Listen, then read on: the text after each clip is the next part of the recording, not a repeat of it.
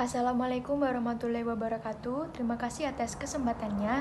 Kami dari kelompok 4 akan mempresentasikan tentang akuntansi atas akad musyarakah. Baik, sebelumnya perkenalkan terlebih dahulu anggota dari kelompok 4, yaitu yang pertama ada Anidia Nur dengan NIM 368, ada saya sendiri Arianti Arisa Pramesti dengan NIM 611, dan ada Melinda dengan NIM 615, dan yang terakhir ada Felina dengan NIM 640. Terima kasih atas kesempatannya. Nama saya Alidia dengan NIM 368. Di sini saya akan menjelaskan slide yang pertama, yaitu cakupan standar akuntansi musyarakah. Akuntansi musyarakah diatur di dalam PSAK nomor 106. PSAK 106 tersebut memuat pengakuan dan pengukuran tentang transaksi musyarakah baik dari sisi yang mitra aktif maupun mitra yang pasif. Menurut PSAK nomor 106 ini, mitra aktif ialah pihak yang mengelola usaha musyarakah, baik mengelola sendiri maupun menunjuk pihak lain untuk mengelola atas namanya. Adapun mitra yang pasif ialah pihak yang tidak ikut mengelola usaha tersebut. Kemudian dalam menentukan nisbah, Bank Syariah mempunyai dua cara atau alternatif, yaitu yang pertama, pembagian keuntungan proporsional sesuai dengan modal. Dengan cara ini keuntungan harus dibagi di antara mitra secara proporsional sesuai modal yang disetorkan, tanpa memandang apakah jumlah pekerjaan yang dilaksanakan oleh mitra tersebut sama atau tidak sama. Lalu yang kedua yaitu pembagian keuntungan tidak proporsional dengan modal, di mana dengan cara ini dalam penentuan nisbah yang dipertimbangkan bukan hanya modal yang disetorkan, tetapi juga tanggung jawab, pengalaman, kompetensi, atau waktu kerja yang lebih panjang. Terima kasih atas kesempatannya. Saya Arianti dengan NIM 611. Di sini saya akan mempresentasikan tentang akuntansi musyarakah Bank Syariah selaku mitra pasif PSAK 106. Nah, di sini saya akan menjelaskan pengenalan akun-akun di neraca. Yang pertama ada investasi musyarakah. Rekening ini digunakan untuk mencatat modal musyarakah yang diserahkan oleh mitra pasif dalam bentuk uang tunai maupun aset non-kas kepada mitra aktif. Nah, pedoman pendebitan dan kreditan rekening investasi musyarakah ini adalah yang pertama, rekening ini didebit pada saat penyerahan modal musyarakah mitra pasif kepada mitra aktif. Yang kedua yaitu rekening ini dikredit pada saat penerimaan kembali modal musyarakah. Dan yang kedua ada piutang pendapatan bagi hasil. Rekening ini digunakan untuk mencatat bagi hasil yang telah dihitung oleh mitra aktif, akan tetapi belum diserahkan kepada Bank Syariah selaku mitra pasif. Untuk pedoman pendebitan dan kreditan piutang pendapatan bagi hasil ini adalah yang pertama, rekening ini didebit pada saat pengakuan pendapatan bagi hasil. Dan yang kedua, rekening ini dikredit pada saat penerimaan atau pembayaran bagi hasil diterima mitra pasif atau Bank Syariah dari mitra aktif. Nah, yang ketiga yaitu ada penyisian investasi musyarakah. Rekening ini digunakan untuk mencatat pembentukan penyisian atau cadangan kerugian dari investasi musyarakah. Nah, rekening ini disajikan di neraca sebagai rekening lawan atau kontra account dari rekening investasi musyarakah. Untuk pedoman pendebitan dan kreditan rekening penyisian investasi musyarakah ini adalah yang pertama yaitu rekening ini dikredit pada saat pembentukan penyisian kerugian atas investasi musyarakah. Nah, yang kedua, rekening ini didebit pada saat digunakan untuk penghapusan investasi musyarakah. Terima kasih atas kesempatannya. Perkenalkan, nama saya Melinda Fitrikasari dengan NIM 2018-310615. Di sini saya akan melanjutkan presentasi dari rekan saya sebelumnya terkait dengan keuntungan aset masyarakat tanggungan. Rekening ini biasanya digunakan untuk mencatat keuntungan yang timbul karena adanya nilai pasar modal aset non-cash yang diserahkan lebih tinggi dibandingkan dengan nilai yang tercatat pada aset tersebut. Nah, pedoman pendebitan dan pengkreditan rekening keuntungan aset masyarakat tanggungan adalah sebagai berikut. Yang pertama, rekening ini dikredit pada saat modal aset non-cash yang diserahkan mempunyai nilai pasar yang lebih besar dibandingkan dengan nilai tercatatnya. Dan yang kedua, rekening ini didebit pada saat amortisasi keuntungan tanggungan menjadi keuntungan penyerahan saat aset musyarakah. Kemudian yaitu terkait dengan pengenalan akun-akun di laporan laba rugi yang sebelumnya telah dijelaskan pengenalan akun-akun pada neraca. Yang pertama yaitu kerugian aset musyarakah. Rekening ini digunakan untuk mencatat kerugian yang timbul berkaitan dengan penyerahan modal kerja dalam bentuk aset non-kas. Kerugian penyerahan aset non-kas ini diakui pada saat nilai wajar aset non-kas yang diserahkan lebih kecil dari nilai tercatat dari aset non-kas. Pedoman pendebetan dan pengkreditan rekening kerugian aset musyarakah adalah yang pertama, rekening ini didebit pada saat mitra pasif mengakui adanya kerugian pada penyerahan aset non-kasnya. Dan yang kedua, rekening ini dikredit pada saat dipindahkan ke rekening ikhtisar laba rugi pada akhir periode laporan keuangan. Terima kasih atas kesempatannya. Perkenalkan, nama saya Felina Anindita. 640 akan melanjutkan presentasi dari rekan saya. Langsung saja. Selanjutnya yang pertama ada pendapatan bagi hasil musyarakah. Rekening ini digunakan untuk mencatat pendapatan bagi hasil musyarakah yang menjadi hak mitra pasif. Pedoman pendebetan dan pengkreditan rekening pendapatan bagi hasil musyarakah adalah rekening ini dikredit pada saat pengakuan pendapatan bagi hasil musyarakah dan rekening ini didebit pada saat dipindahkan ke rekening ikhtisar laba rugi pada akhir periode laporan keuangan.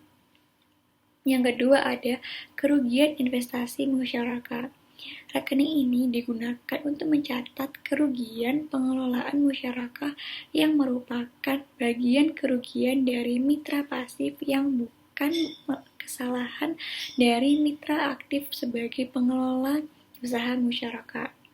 Pedoman pendebetan dan pengkreditan rekening kerugian investasi musyarakah adalah rekening ini didebit pada saat terjadinya kerugian sebesar yang menjadi beban dari mitra pasif dan rekening ini dikredit pada saat dipindahkan ke rekening ikhtisar laba rugi pada akhir periode laporan keuangan.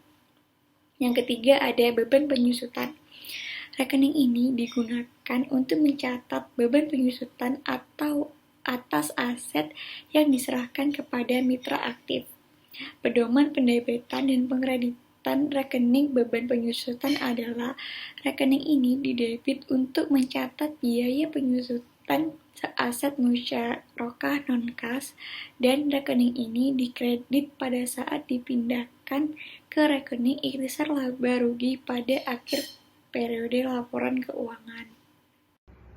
Kemudian saya akan menjelaskan slide selanjutnya yaitu pengakuan dan pengukuran investasi musyarakah.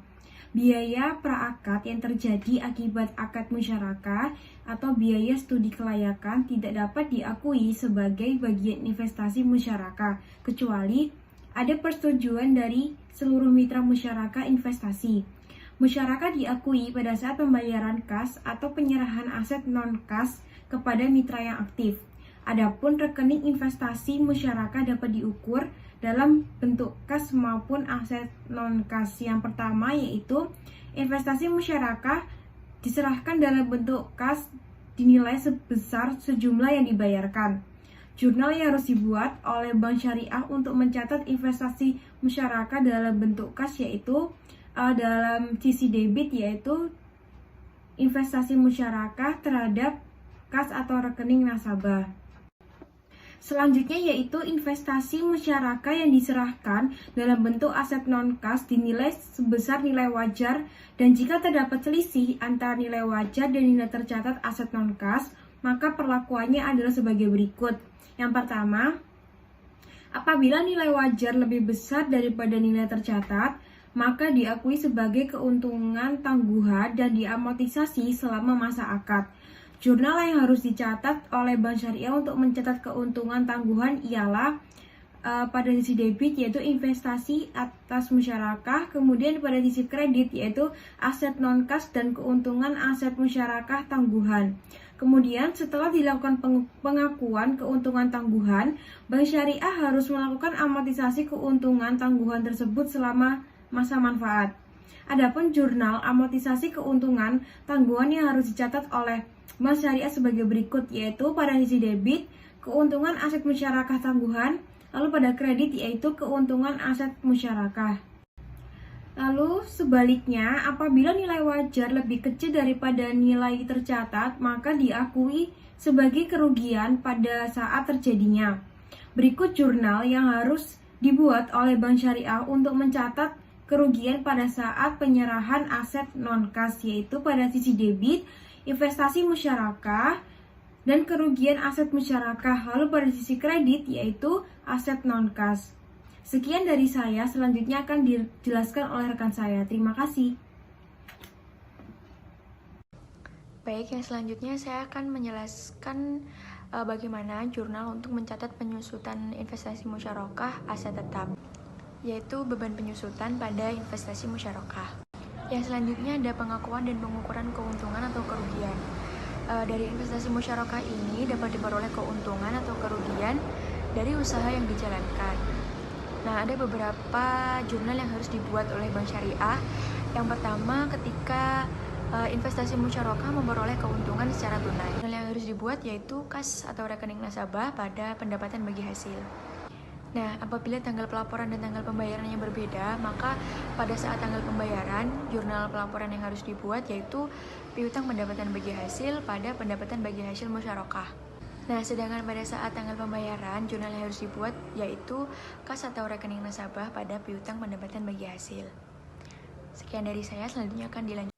Selanjutnya, saya akan menjelaskan terkait dengan pencatatan jurnal, yaitu yang pertama, melanjutkan dari penjelasan rekan saya sebelumnya, yaitu jurnal yang harus dibuat apabila dari investasi musyarakah yang dilakukan diperoleh kerugian, dengan mendebit kerugian investasi musyarakah dan mengkredit pengisian investasi musyarakah. Kemudian ada pengakuan dan pengukuran pada akhir akad, yaitu yang pertama, jurnal yang harus dibuat apabila tidak ada kerugian, dengan mendebit kas atau rekening nasabah dan mengkredit investasi musyarakah. Kemudian ada jurnal yang harus dibuat apabila terjadi kerugian, yaitu dengan mendebit kas atau rekening nasabah dan penyisian investasi musyarakah dan mengkredit investasi musyarakah. Kemudian ada jurnal untuk mencatat penjualan aset non-kas yang mengalami keuntungan, yaitu dengan mendebit kas atau rekening nasabah dan mengkredit investasi musyarakah serta keuntungan penjualan aset musyarakah. Pengakuan dan pengukuran investasi musyarakah. Jurnal untuk mencatat apabila dalam penjualan investasi musyarakah mengalami kerugian.